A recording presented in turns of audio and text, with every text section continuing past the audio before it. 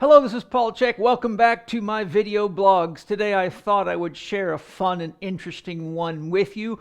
Our topic today is making decisions, heart, ego, or both.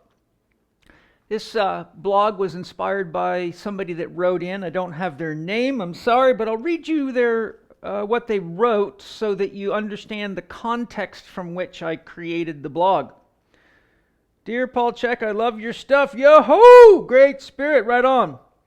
Can you make a video on having an ego versus letting go of the ego? When is the ego creating too much resistance in you being open versus when is choosing to be closed or saying no a choice of the heart? It can sometimes feel like mental resistance and irritation to say yes, but how do we determine if the resistance is fear of what the mind might lose by saying no, or what it might suffer from saying yes, versus if the resistance is from the heart? So these are complex questions that sound very simple on the surface of things, but this really gets into the essence of what spiritual development is all about. And remember, spirituality in a succinct definition is the process of realization or realizing your connection to the greater whole, which extends from you to others, to the world, and then to the universe or cosmos with a K, which includes the physiosphere, the physical stuff, the noosphere, the mind stuff. The biosphere is above the physiosphere, the biological life. Then you have the noosphere, the mind stuff, and then that which is behind it all. So let me share with you some approaches that are very much in line with the teachings that I and my instructors share in Holistic Lifestyle Coach Training Level 1, which is for entry-level beginners. Anybody can do it. It's just good general basic health skills that we all need to know, but it's the kind of common sense that people have lost touch with or have not been indoctrinated to due to the way the world is arranged as a corporate entity today. And then HLC2 is for professional training for those that want to be holistic lifestyle coaches for a living, and goes significantly deeper and has a fair bit of information on how to coach people and work through these kinds of challenges. HLC3 is more complex for problem cases. And this is the kind of information also covered in my book, The Last 4 Doctors You'll Ever Need, How to Get Healthy Now, a multimedia ebook, which is a great introduction to these concepts. This is also the kind of stuff I work with constantly in my PPS Success Mastery program. And when you buy any one lesson, you have access to the coaching calls for a given period of time, which I don't remember off the top of my head, but you can listen to any of the previously recorded coaching calls, of which there's over 500 hours, where I go through every kind of question a person could get asked about everything from health, life, God, spiritual development, metaphysics, shamanism, sex, religion, relationships, health, exercise, you name it, it's in there. So I've built a little model for you. The head represents the home of your I-ness, your ego. The heart represents the home of what I call your we-ness. The heart is the home of feelings, values, and connection to. So those are, and I'm keeping this fairly basic for the shortness of a video blog. And below that we have in our gut, the gut instincts, which are very deeply woven into our biological self and includes the information and functions of the DNA, as well as the subconscious mind, which is the wisdom in your cells, relative to the unconscious, which is related to what you're unconscious of. So what I'd like to do is start by giving you some basic definitions of the ego. Ego means border, barrier, or self-definition. So whenever we have an ego, there's some sort of perceived border This is mine, not yours. This is my yard, not your yard. Our religion, not your religion. Barrier, there's a body involved. Typically, if you have an ego and you're here, you've got a body. And self-definition, because it is your own inner world and your inner ideas, your thoughts, feelings, beliefs, and even your emotions that are yours and cannot be anybody else's. You can share what you can share. But the ego is that which creates a sense of self-containment. Though there's a lot of negative energy around the ego and a lot of negative connotations of the ego, particularly in the Abrahamic religions and in the Eastern religions as well, it's important to remember that the ego is absolutely essential to the process of love. If we did not have an ego, you could not say the words, "I love you." There would be no I. Therefore, there would be no mode of transfer of the energy and information that essentially creates what love is. I define love as the flow of energy and information through empathic and compassionate connection to self and or others. Love is the flow of energy and information through empathic and compassionate connection to self or others. I also define love as consciousness becoming aware of itself. You cannot become aware of yourself and be more conscious without relationships. So if you don't have an ego, then you just have unconditional love without any source of self-reference. Therefore, we have to have conditioned love, I and mine, versus you and yours, in order for love to have some kind of circuit to flow through. Some kind of relationship has to exist. The ego in other schools of thought, such as the concepts around how the mind works and mimetic technology, so memes means ideas. The brain or our thinking processes works with ideas. The ego is often referred to as an Ideaplex. It's largely programmed. So most of the things that you think about yourself, about others, or that you think inside of your head are built on ideas largely that came through unconscious programming, particularly in the first 12 years of your life. In the first 7 years of your life, you have zero defense against what's programmed into you.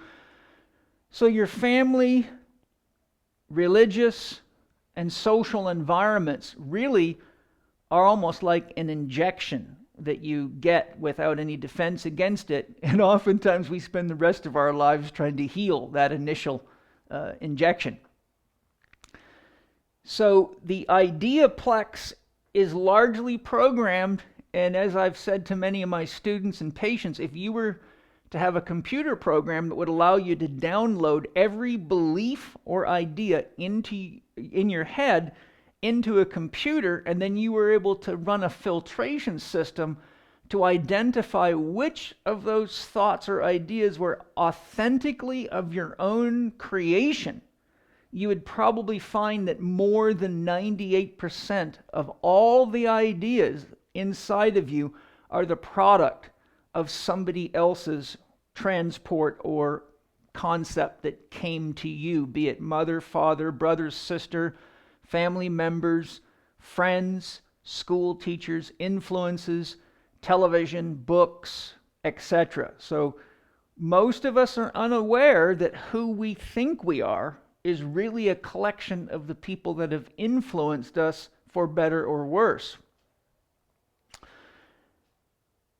And the ego is largely oriented towards the past, because every idea in your head, with rare exceptions, is something that was created 10 minutes ago, 10 hours ago, 5 years ago, etc. That's one of the problems, is if you're too ego-oriented, you're really trapped in the past. Because if it's programmed into you, it's already old news, unfortunately. So the ego also has a negative bias. A negative bias is essential for survival. So the ego's tendency is to focus on any perceived threat, because in nature you can die from snake bites, you can die from being eaten by animals, but nobody died because they had a good time at a party. Nobody died having passionate sex. Nobody died dancing and singing. And when I say nobody, I mean that kind of loosely. You could die doing those things, but comparatively speaking, there's an obvious negative bias built into our nervous system, which is part of our ego structure. So the ego has this kind of challenge in relationship because it takes a negative bias that's really oriented towards authentic survival against authentic threats, and it projects its fears outward onto almost everything, which is a big reason for so much anxiety and even depression in the world, because we, with that negative bias, have a tendency to project our fears forward and make them real in the present moment when really they are perceived threats or even manufactured perceptions, because that can be a habit of people, such as people that are overly narcissistic, perfectionistic, or hypochondriacs, oriented toward their symptoms all the time. Now, the ego's function is to produce I-ness, a sense of I, as I described, and it's very related to your body because that's border, barrier, and definition. In the 4 functions of consciousness outlined by Jung, which are very accurate and still relevant today, thinking, feeling, sensation, and intuition. So thinking and feeling, sensation, and intuition are like yin and yang. They're complementary opposites. When one is working, the other one is pushed into a subdominant role. The ego's I-ness and body is largely oriented towards the thinking and sensation functions of consciousness. And it's interesting that the Western culture is heavily trapped in thinking and highly trapped in sensation and in instant gratification, sensory pleasure, and also avoiding sensations instead of doing the work of listening, growing, and healing. And thus we have massive amounts of drug sales, both recreational drugs and medical drugs, to numb out or chemically manipulate our sensations, because we are too trapped in negative bias and feeling alone and not really knowing the methods that I teach through my holistic lifestyle coaching program, Chek 4-Quadrant Coaching Mastery, and many of the things I've shared on the blog, be it Tai Chi, breathing, movement, connection to nature, art, relationships, and things like that. So if we get too trapped in the I, i.e. too much like Donald Trump, then we start thinking and sensing with a negative bias that leads us into challenges in relationships. So here you see sensation and thinking. Sensation is juxtaposed with feeling, not against, but as a complementary opposition. Sensation and intuition are functional antagonists. So if you're sitting on a bench in a park trying to intuit, but all you can think of is how uncomfortable your back is, then sensation will override your capacity for intuition. If you're thinking, it will block intuition. So what we have also here is thinking is antagonistic to feeling. If you really want to feel, if someone says to you, well, how do you feel about that? Normally a person will pause and go inside themselves. Well, I think that's a pretty good idea. Or, well, that's a great idea, but my instinct is that it might not work because. So we see that the thinking and feeling functions have this complementary, thinking without feeling is very dangerous. It turns you into a robotic person or even a psychopath, someone that can kill without feeling. Intuition needs sensation because when intuition comes, there's a sort of a eureka experience and you feel it through your body and there's a sense of centering and, oh, yes, or, that's what's got to be done. So none of these things really function independently, but they do need to be understood to be used effectively. So the feeling and intuition are more feminine, and they relate to the heart, as I'll show. Sensation and thinking are more masculine, have more of a tendency to be head-oriented. None of these things are clear-cut.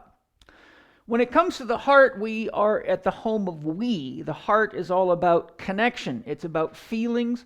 It's about values. So I have a bunch here. It's also the home of the soul, which is your potential for experiencing and becoming. Your soul is consciousness within. Your soul is the storehouse of your potentially infinite capacity to become, express, grow, and self-realize.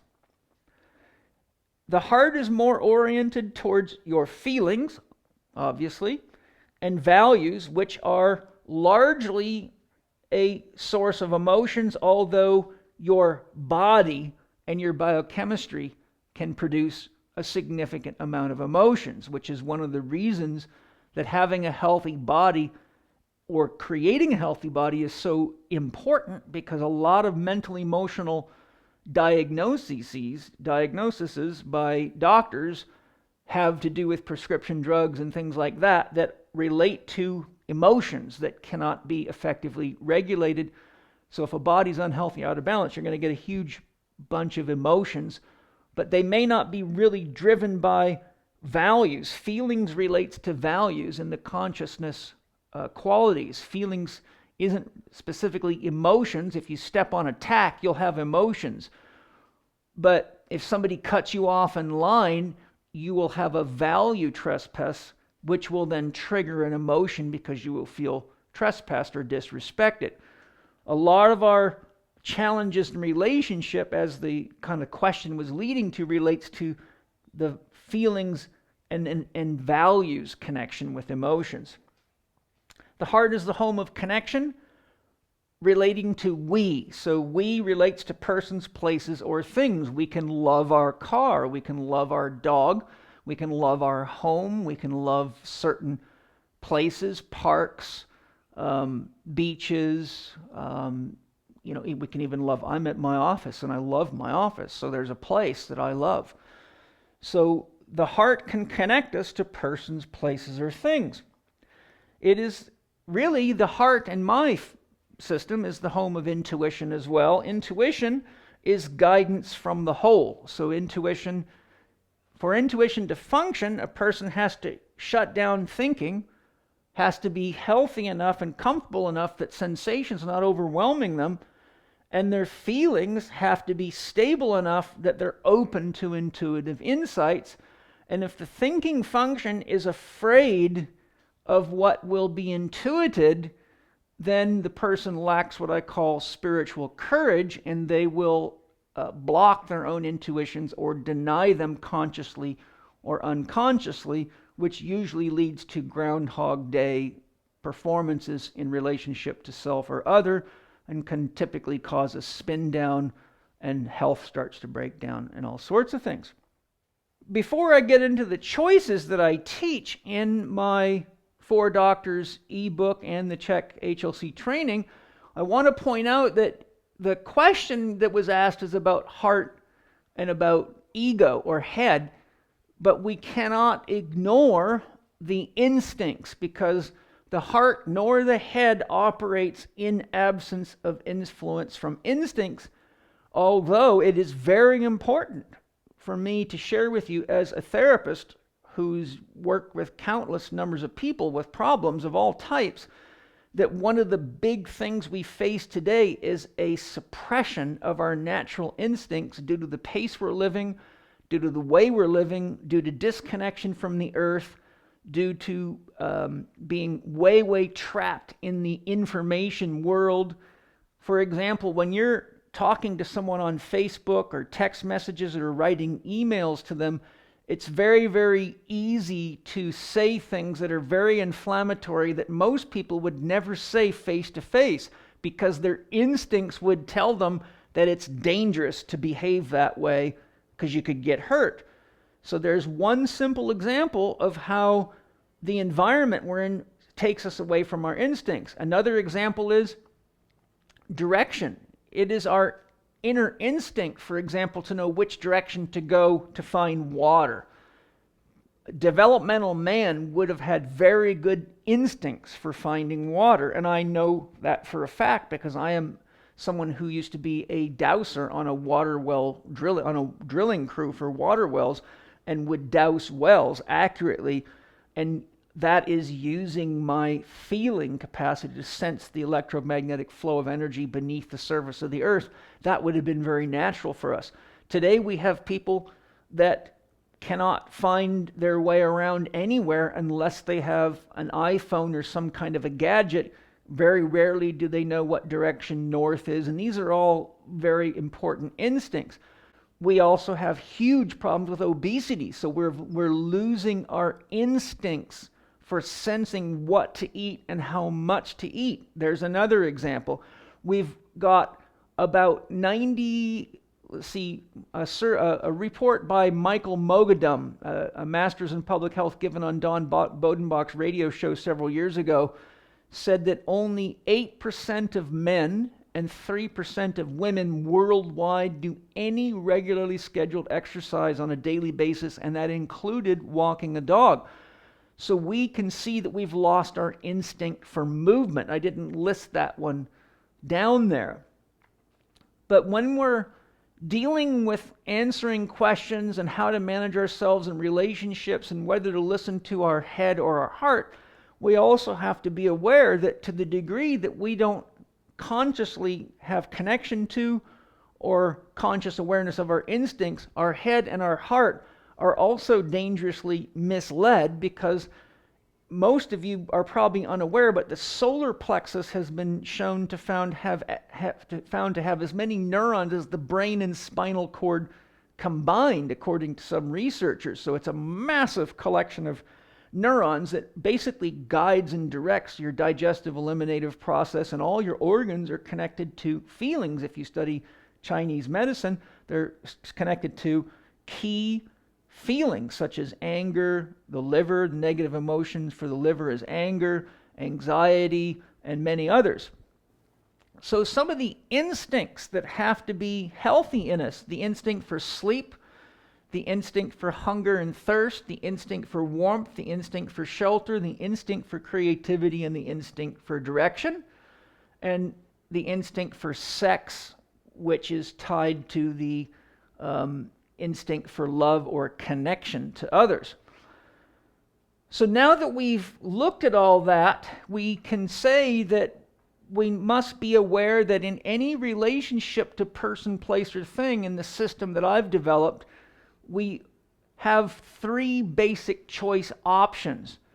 Option one is the optimal choice. The optimal choice always requires an integration of the head, the heart, and the instincts to gather the necessary information and have the necessary functions of consciousness integrated to make a healthy decision. The optimal choice is always the one that's best for you and everyone involved. Whoever's going to be affected by the choice needs to be considered, or the choice is never optimal. Two, the suboptimal choice is the one that usually brings instant gratification for the chooser, but almost always causes some kind of problems on the dream team or the people that are going to be affected by the choice, which, if made optimally, would cause a positive response. Option three is to do nothing. Do nothing in my system has two opportunities. There's three, actually. One, take a time out. If you're in a relationship situation and you can feel that it's getting heated and you're losing the ability to stay connected to the other person, you call a timeout. Just like in sports, when a team's getting their butt kicked, the coach will call a timeout to try to regroup and get your heart, your head, and your brain to work together before you get hammered. So calling a timeout means I need a break, and I will come back when I feel that I can add something meaningful or stay connected to you. The next do nothing is when you're being asked or you feel you need to make a decision, but you do not have the available information, whether it be instincts, heart-related, or head-related, such as someone's trying to sell you a new car, but it's more money than you want to pay, and you're not sure if you can get the same features or better from a competitive brand, so you can either act impulsively and resent it later when you end up at work and your friend tells you they just bought the same kind of car, basic car, by a different company for $8,000 cheaper, and it has all the features yours does and more, and even better ratings. So if we need to gather more information, we need to take a time out and do nothing until we get the information. And then the negative application of do nothing is to be apathetic, which means to not care. That's worse than hating somebody. At least when you hate someone, you're still holding them close inside of you. You have to create anger and emotion towards somebody, which means paradoxically you're drinking the poison and expecting them to die. So hate is not the opposite of love. It's actually still a form of love because you're staying connected. Apathy means you don't care, and children raised by apathetic parents have been shown to do much worse than children that are abused in the long run. So now that we've looked at these components, which I think are kind of the minimum necessary to look at, let's go back to his questions or her questions. When is the ego creating too much resistance in you to be open versus choosing to be closed or saying no to a choice of the heart? So there's a couple of questions. When is the ego creating too much resistance in you to be open versus choosing to be closed or saying no to a choice of the heart? Well, if your choice is cutting you off from the ability to stay connected, or it's causing potentially somebody to be wounded in a way that you can manage by either being more clear about your choice or making a more careful choice or calling a timeout to gather your information, then the choice would be negative. The ego, as I said, is largely based on others' ideas and fears, so this is why we have to do a lot of work in therapy with developmental archetypes. Some I don't have time to go into. Imago Dei, image of deity, is the first archetype, the image that images, father, mother, child, and then you have Carolyn Myce's survival archetypes, victim, saboteur, prostitute, eternal child. So we all carry baggage in those. You might want to look into Mark Wu Lin's book, It Didn't Start With You, which is excellent and shows you how to get down into these things. There's always gray area. There's always tricky going whenever we're having to make a decision where our head wants to go one way and our heart wants to go another way. But one of the biggest things I can say is that's when you got to be patient and not rush. Call a timeout. Do what you got to do. Get the information you need, or get still within yourself, or get quiet within yourself and honestly ask yourself, am I making this choice out of fear? Am I projecting what I don't want into the situation? Am I projecting something onto this person that's actually the pain that I gained from a relationship with another person? For example, if you've lent money to people before and they never paid you back and you feel ripped off by them, and then somebody you do love and care for wants to borrow money, if you're not careful, you can project the pain and fear from these other people onto them, and at that moment perceive them as the other and behave that way toward them without realizing this person is someone who has every intention of paying you back and does value your support and possibly would reciprocate to you in the same way in the future. Okay. Next, it can sometimes feel like mental resistance and irritation to say yes, but how do we determine if the resistance is fear of what the mind might lose by saying no, or what it might suffer from saying yes versus the resistance of the heart? Well, that's the same answer. You have to go inside yourself, but remember, The heart's going to always connect you to the person, place, or thing. Now, there's a deeper kind of issue in there, and that is saying yes isn't always necessarily the best thing for someone. For example, I was raised with a brother who was a drug addict by the time he was in the 7th grade. And he would repeatedly ask me for money throughout our entire life together until he committed suicide, unfortunately. And out of empathy and compassion, I used to do things because, he'd be hungry, he wouldn't manage himself, he'd get into financial trouble. I'd send him money, and the next thing you know, I found out he was buying drugs with it, and this happened over and over. So then I started saying, well, whatever he's needing, I'll give him. So he needed food, so I would arrange to get food to him. I'd get supplements to him, whatever. And then I'd find out he'd go out in the street, sell that, and buy drugs. So unfortunately, there's real situations where saying no is actually the safest thing to do. And though it's hard to do sometimes when there's love involved, we have to really be honest with ourselves about whether or not saying yes leads to disablement. Parents saying yes to their children when they should be saying no, like staying up late at night to watch television, like watching things on television that aren't good for their mind to engage in, like getting addicted to video games because mommy and daddy are using them as babysitters instead of actual effective applications for play or creativity or what have you.